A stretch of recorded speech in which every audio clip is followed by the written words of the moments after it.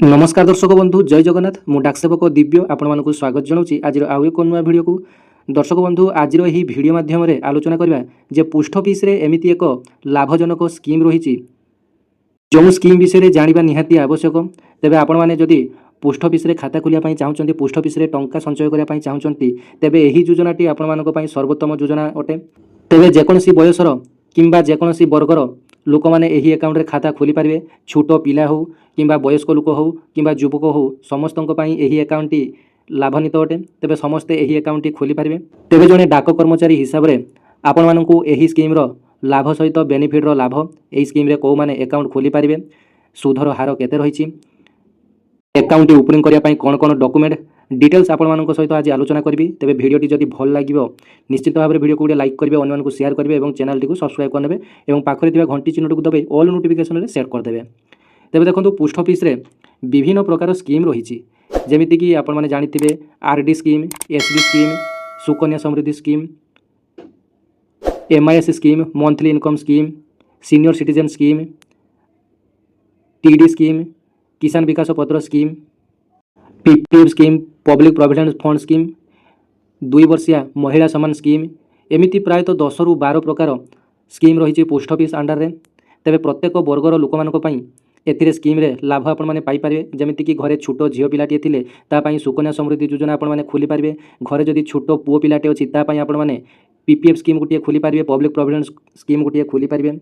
एवं जदि आपण मानकर झियो किंबा पुओर बाहाघर पाई टंका पोस्ट ऑफिस रे विनियोग करी अधिक सुध पाइबा पाई चाहूचंती तेबे आपण माने पोस्ट ऑफिस रे सीनियर सिटीजन स्कीम रे रखी पारिबे नचेत आपण माने केवीपी किसान विकास पत्र स्कीम रे आपण माने रखी पारिबे जोंथरे आपण मानकर 9 वर्ष रे डबल होई पारिबो टंका। जदि आपण माने मासिकिया सुध पाइबा पाई चाहूचंती तेबे आपण मानकर एमआईएस स्कीम खोली पारिबे, मंथली इनकम स्कीम खोली पारिबे। जदि आपण माने प्रतिदिन कि प्रति मास जदि टंका डिपोजिट करने चाहूँगी तेबे आपण माने पोस्ट ऑफिस रे गोटे आरडी अकाउंट खोली पारिबे। एवं जदि आपण माने प्रतिदिन टंका जमा उठाण करने चाहूँगी तेबे भल स्कीम रही आपण मानक पई पोस्ट ऑफिस सेविंग स्कीम जो बैंक अपेक्षा आपण मानकर बैंक रे मध्य खाता थिबो सेविंग खाता आपण मानकर थिबो। तेबे पोस्ट ऑफिस रे आपण मानकु 4% सुध मिलुतला बेले बैंक मानकर आपण मानकु 3% रु आहुरी कम सुध मिले।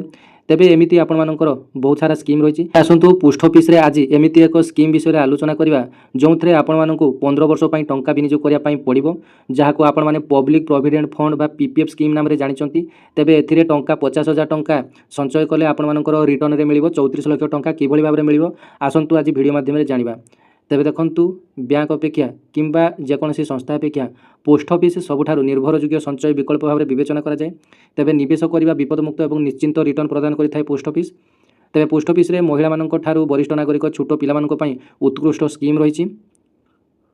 पब्लिक प्रोविडेंट फंड रे वर्तमान सुधर हार रही 7.1 जहाँकि त्रैमासिक सुध रेट रे परिवर्तन आसी थाए। आसंतु एही योजनार संपूर्ण विवरणी प्रथमे संक्षेप रे जानि नियंतु। तेबे एही योजना को पब्लिक प्रोविडेंट बोली समस्ते जानिचंती। एही स्कीम रे जन्म ठारू आरंभ होई वृद्ध पर्यंत अर्थात समस्त व्यक्तिविशेष एही अकाउंट ओपनिंग करि पारिबे। तेबे ओपनिंग करिया पई मिनिमम बैलेंस 500 टंका आवश्यक एवं जो व्यक्ति नाम रे अकाउंट खोला जिवो तेबे तांकर 2 कॉपी फोटो, आधार कार्ड, पैन कार्ड एवं से निजे पोस्ट ऑफिस जीवा पई पड़िबो कारण फॉर्म रे सिग्नेचर रही। एवं जदि आपण मानकर घरे जदि कहार माइनर अकाउंट रे खोलिया पई चाहूचंती तेबे माइनर अकाउंट कर छोट पिलार फोटो 2 कॉपी, छोट पिलार आधार कार्ड, छोट पिलार डेट ऑफ बर्थ सर्टिफिकेट एवं गार्डियन को थ्रू रे जेहेतु खोला जिवो सेही गार्डियन कर बापा किंबा माँ जेकोसी जने गार्डियन रहिबे तेबे गार्डियन कर आधार कार्ड एवं पैन कार्ड एतिकी आपण मानकर डॉक्यूमेंट आवश्यक। योजनार मैच्योरिटी अवधि हेउची 15 वर्ष। तेबे एथिरे आपण मानकु 15 वर्ष टंका विनियोग करिया पई पड़िबो। आपण माने प्रथमे मिनिमम 500 टंका बैलेंस दे आपण माने अकाउंट खोलिबे। तापरे आपण माने वर्ष को आपण माने 1000 टंका रु कम रखि पारिबे नाही किंबा 1.5 लाख टंका रु अधिक रखि पारिबे नाही।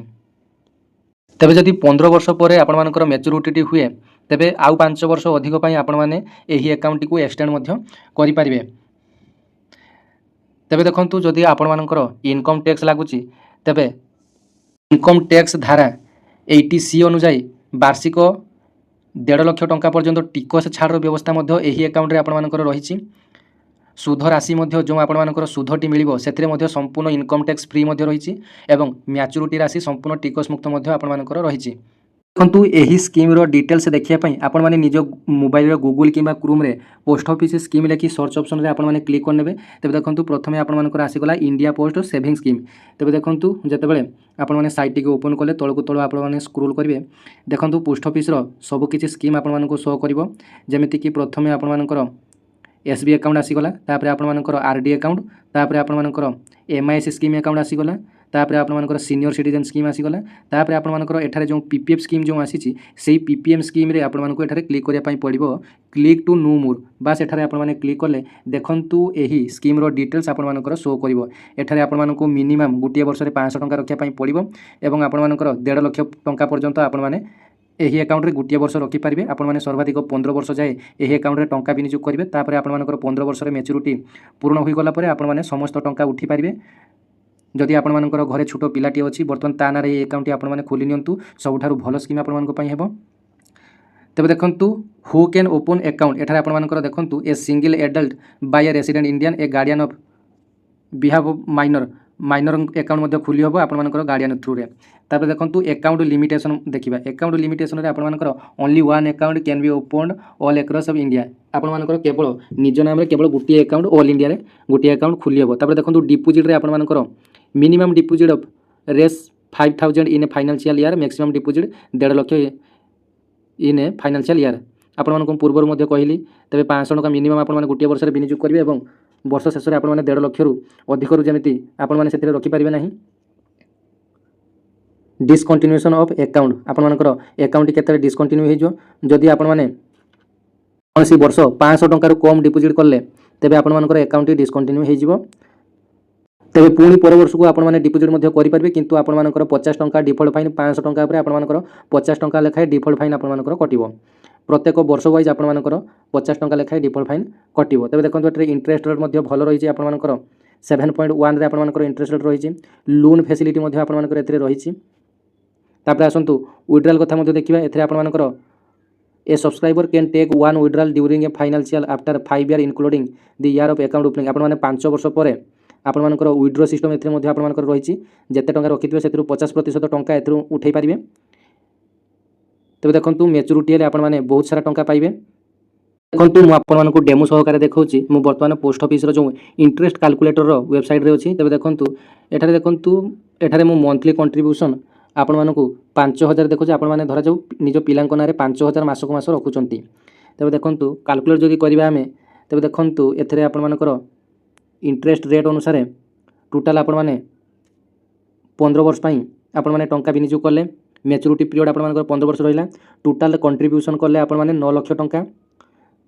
ଆପଣମାନଙ୍କର ପ୍ରତି ମାସ ଯଦି ଆପଣମାନେ 5000 ଟଙ୍କା ଲେଖାରେ ରଖୁଛନ୍ତି ତେବେ ପ୍ରତି ବର୍ଷ ଆପଣମାନେ କେତେ ରଖିଲେ 12 5 60,000।